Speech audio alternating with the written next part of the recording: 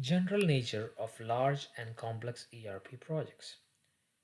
Critical issues after pilot implementation cause further delay in an already delayed project and delay the implementation at other campuses. Not enough effort was spent on the planning of the project. The current state business processes were not carefully analyzed, which caused gaps in the business processes after implementation.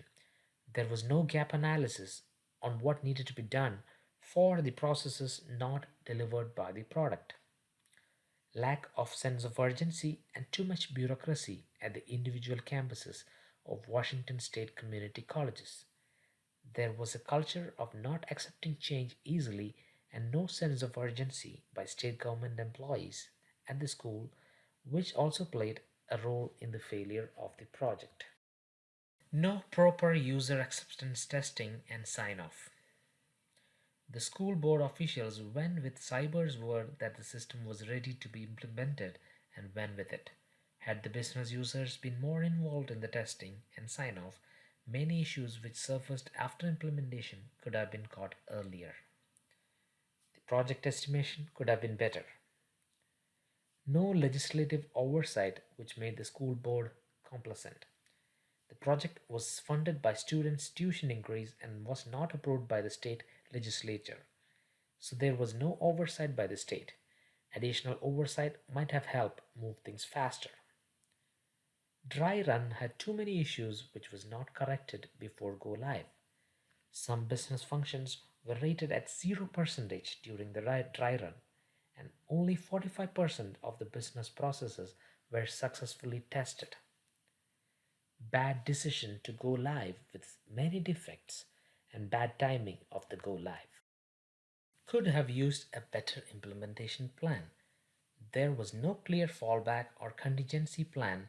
As a result, the legacy system too became unstable soon after the go live because it did not collect any data after implementation. Post implementation support plan was not perfect. There was no clear demarcation of responsibilities between cyber and university staff in fixing the issues which surfaced after implementation. Bad track record of the state government in implementing large IT projects. There were multiple issues with Corrections Department and the Department of Transportation overspending on large IT projects. What should have been done to avoid failure? Executive commitment on multiple levels. The Washington State Board of Community Colleges should have expressed support and commitment about the ERP implementation from the beginning in order to avoid hostility from those who had grown used to the legacy systems. Organizational drive in addition to employee cooperation are pivotal to a successful implementation. Everyone must be made fully aware of the obligation and complete cooperation required from the beginning. Implementation Committee.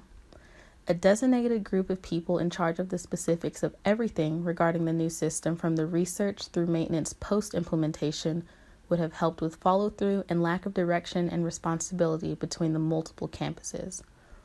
Collaboration between consultants, board members, and employee representatives. A constant collaboration between all three groups could have avoided complete reliance on consultants. Knowledge of the ERP system in conjunction with knowledge of the legacy system would have endured a smoother transition. Vanilla implementation versus customization. Realistic timeline and clear expectations. A realistic timeline and expectations could have saved the schools millions of dollars and kept them close to their original timeline. Phased implementation. This strategy would have given all those involved not only time to adapt to the new ERP system, but also work out kinks through an elongated testing period before the go live.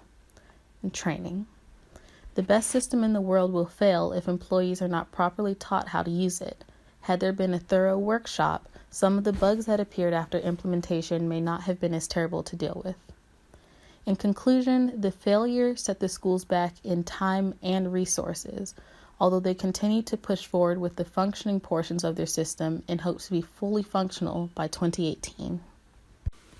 We have used the following resources to compile this presentation. Thank you.